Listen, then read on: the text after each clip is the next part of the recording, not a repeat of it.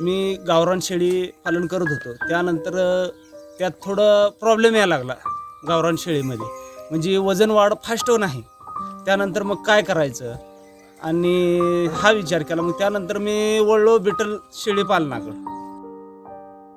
शेळी पालनात बिटलच्या भरपूर म्हणजे हिंडलो. मग त्यांची रेट किंमत भरपूर असल्यामुळं मला थोडं करताना फारशा अडचणी आल्या. मग नंतर काय केलं, मी बाजार बघायला लागलो. बाजार बघितल्यानंतर मी सांगोल्यावरनं 2 शेळ्या खरेदी केल्या. त्याच्यानंतर बोकड खरेदी केले. असं करत करत मग बिटल शेळी पालनात बंदिस्त आणि सोय जास्त व्हायला लागली. गावरान शेळी परास बिटल शेळीला मागणी जास्त आली. त्यानंतर बिटल शेळीचे पिल्लो 3 महिने आत कमीत कमी नाही म्हटलं तरी बी 15, 16, 17, 18 किलोपर्यंत पिल्लो होते. त्याच्यामुळं त्याची भरपूर वाढ असल्यामुळं मागणीही भरपूर प्रमाणात वाढायला लागली.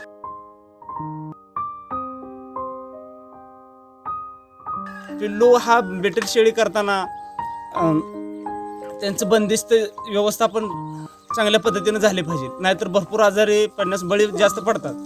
त्यांना टॉनिक टायमाला खुराक टायमाला देणे, गोटा स्वच्छ ठेवणे, इतर काळजी घेणे, असं भरपूर त्यांना हे करावं लागतं. बिटल शेळी पालनाचे त्याचं कसं 7 ते 8 इंच कान लांब आहेत, 16-17 इंच कान लांब आहेत. परत तोंडाचे पोपटासारखे टेक्स्चर आहे त्यांचे. आणि लेन्स हे जादा असल्यामुळे हाईटला शेळी चांगली आहे, पिल्ली मजबूत आहेत. विक्री 3 महिन्यानंतर बुकिंग करतात लोक शेळ्यांची. बिटल पिल्ल्यासाठी 3 महिने यायच्या आधीच वेटिंगवर लोक 15,000ला एक पिल्लू म्हणून असं मी स्वतः बुक करून एक पिल्ले आणलेले आहेत 3 महिन्यानंतर त्यांच्याकडनं. मग 15,000 रुपयाला आपण बुक केलं तर आपल्या शेळी वेल्यानंतर सांगतात की तुमची शेळी येलेली आहे, तुम्हाला काय पाहिजे, मेल पाहिजे का फिमेल पाहिजे. मग त्याच्यानुसार आपण 15,000 16,000ला बुक करायचं पिल्लू.